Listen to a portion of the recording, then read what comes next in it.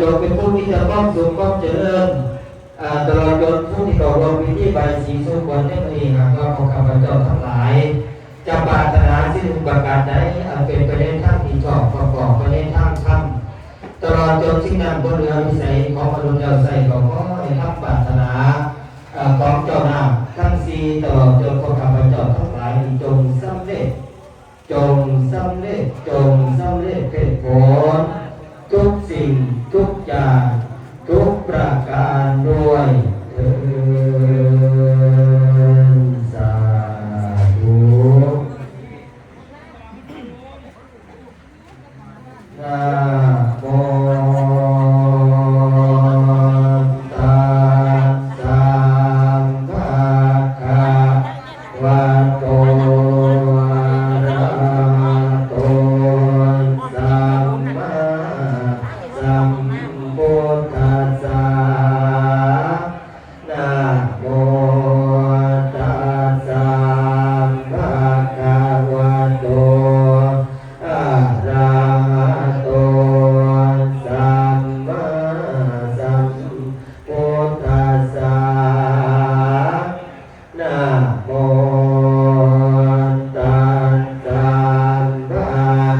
คะวะโตอะระหะโตสัมมา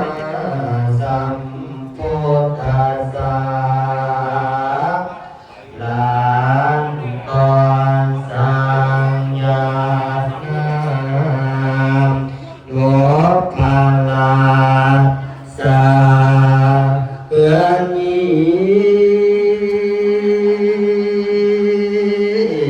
ก่อยเต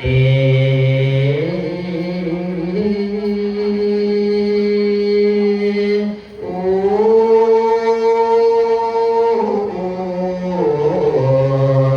โสภายภามา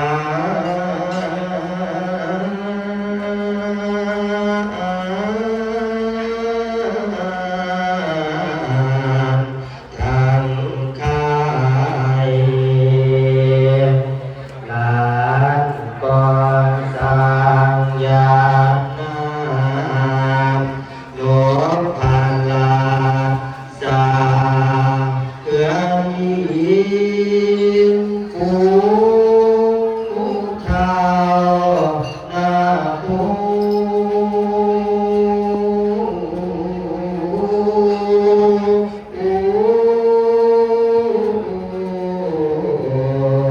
จะท่องเที่ยวทางนี้ลานก่อนสังญาณโย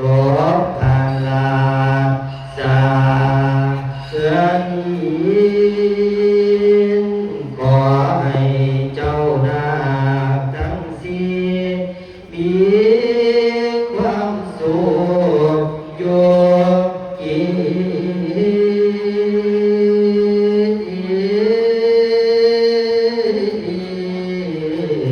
นปานนั้นสาธุลานก่อนสังญาณโลภาลาสาเกื้อนีขอให้เจ้านาคทั้งสี่มีคำเหมือน